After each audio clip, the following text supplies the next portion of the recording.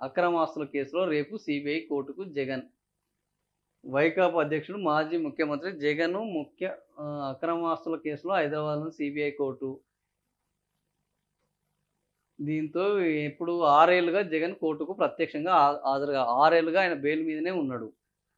ఈ కేసులో డిశ్చార్జ్ పిటిషన్‌లపైన రోజువారీ విచారణ జరుగుతున్నందున ఆయన ప్రత్యక్షంగా హాజరవ్వాలని, ఈ నెల 21లోగా వ్యక్తిగతంగా హాజరు కావాలని ఈరోజు ఇంకా 2 రోజులలో కోర్టు ఆదేశించింది. ఈ నేపథ్యంలో ఒక రోజు ముందే ఆయన కోర్టుకు హాజరయ్యేందుకు సిద్ధమయ్యారు.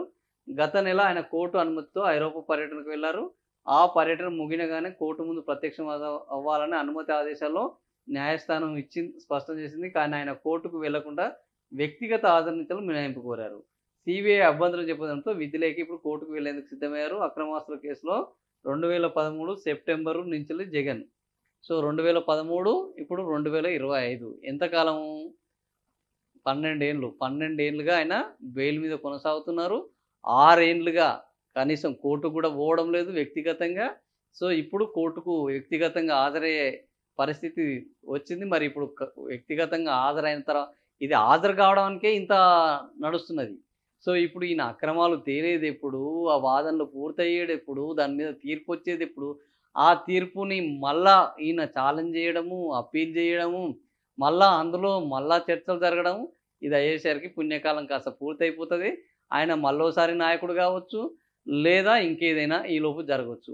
సో ఇన్ని వ్యవహారాలలో ఈ అక్రమాస్తుల కేసులలో ఈ న్యాయం ఎప్పుడు లభిస్తది అనేది ఇప్పుడు ఒక ప్రశ్నార్థకంగా ఉన్నది. సో మరి మన దేశంలో కోర్టుల పరిస్థితి అది.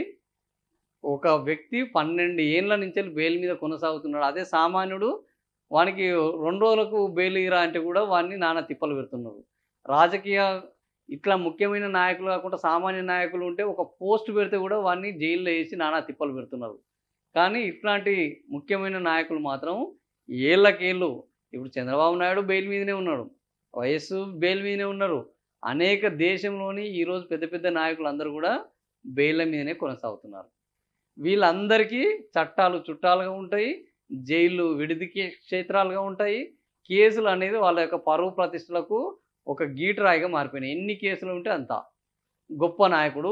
ఎన్నిసార్లు జైలుకెళ్తే అంత తొందరగా ముఖ్యమంత్రి కావచ్చు అన్న పద్ధతికొచ్చింది.